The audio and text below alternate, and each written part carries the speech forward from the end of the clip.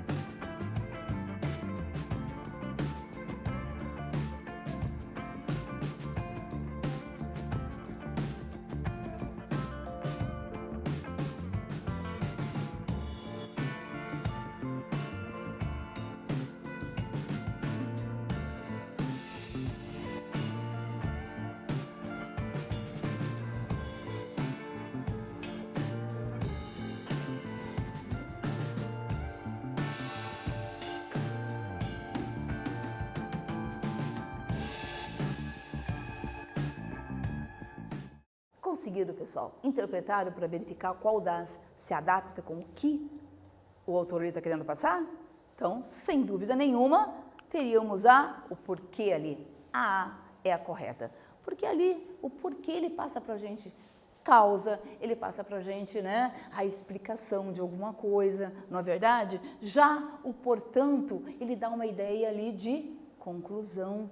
Então, será que era isso a proposta? E sem dúvida nenhuma, entretanto, uma adversidade, uma oposição. Então, veja, interpretar, esse é o segredo. Continuando lá, classificações das conjunções. As conjunções são classificadas em 2 grupos, coordenativas e subordinativas. Já verificamos essa aula. Coordenadas, aquelas independentes. As subordinadas, aquela oração que depende uma da outra, precisa da oração principal. Lembram disso? Então, as coordenativas ligam 2 orações independentes. São divididas em 5 grupos. Primeira, conjunções aditivas. Essas conjunções exprimem soma, adição de pensamentos. E, nem, não só, mas também, não só, de novo, né? Como também. Então, não só, mas, né? Também. Não só, como também. Então, ali são um grupinho de palavras ali, de conjunções que dá a ideia que nós queremos passar. Inclusão, adição, perfeito? Exemplo, Ana não fala nem ouve. Nem isso e nem isso, né? Soma ali. 2. Conjunções adversativas. Exprime oposição, contraste, compensação de pensamentos. Mas, porém, contudo, entretanto, no entanto, todavia. Exemplo, não fomos campeões, todavia, exibimos o melhor futebol, né? Então, veja que há uma oposição ali, há um contraste de uma para com a outra, né? Corri muito para pegar o ônibus, mas perdi. Oposto. 3. Conjunções alternativas exprimem escolhas de pensamentos, ou, já, ora, quer, seja. Exemplo, ou você vem conosco, ou você não vai. Ou isso ou aquilo, alternância. 4. Conjunções conclusivas. Exprimem conclusão de pensamento. Logo, por isso, pois, quando vem depois do verbo. Portanto, por consequente, e assim. Exemplo, chove bastante. Portanto, a colheita está garantida. Então, veja ali, está dando para a gente, se portanto, uma ideia de conclusão, né? Conjunções explicativas exprimem razão, motivo, que, porque, assim, pois, quando vem antes do verbo. Então, cuidado ali, olha, conclusiva e explicativa, as duas têm pois, só que eu preciso verificar a posição dela ali. Porquanto, por consequente, exemplo, não choveu, porque nada está molhado, né? Então, estou mostrando ali um fato, ok? Pensando lá, me ensinaram no delicado modo condicional que, sem o concurso de certos alimentos minerais e orgânicos, depressa a vida sobre terra se extinguiria. A palavra sublinhada, que é o E ali, é uma conjunção coordenativa. A, aditiva, B, explicativa ou C, alternativa, interpretando lá.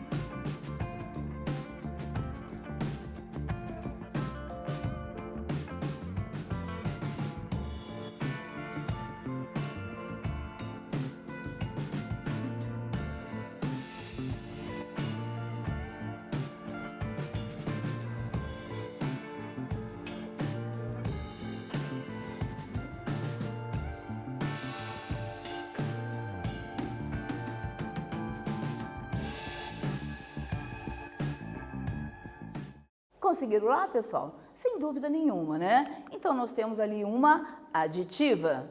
Continuando a atividade 2, o autor faz uma crítica à maneira como a escola o ensinou, certa, porém pessoal e incompleta. Mas não me disseram que entre os animais humanos, o lado que pende para a morte por falta de nutrição é mais numeroso que o lado erguido para a vida. Explique com suas palavras o que ele quer dizer no trecho acima, lá.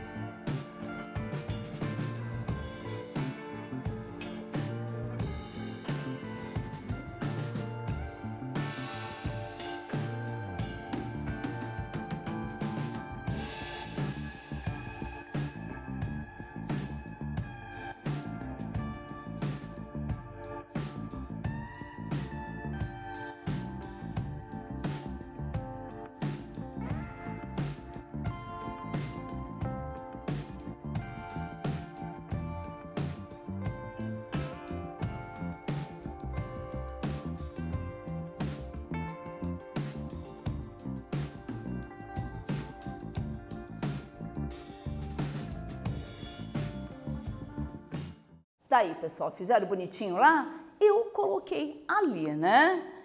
Na escola, não disseram para ele que há muito mais gente para quem falta alimento do que para quem há alimento suficiente e adequado. Importante pensar nisso, né? Que tem mais pessoas ali sem o alimento, né? Sem comer, não tem como, falta de condições, do que propriamente, né, por falta de nutrientes e assim sucessivamente, ok?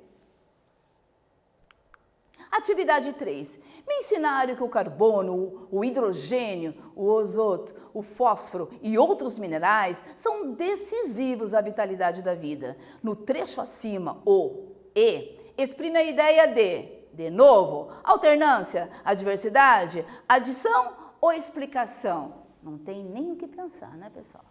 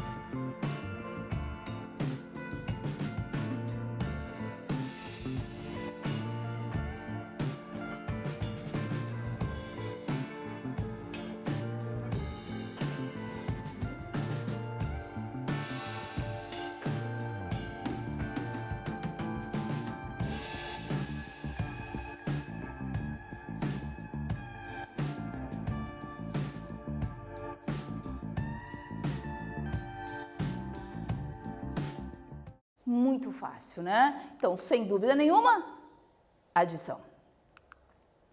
Bom, pessoal, o que nós verificamos? O que nós estudamos?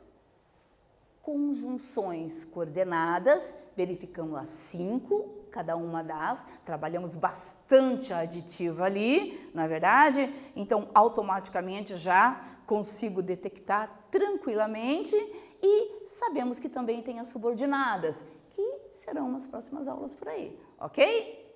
Um abraço.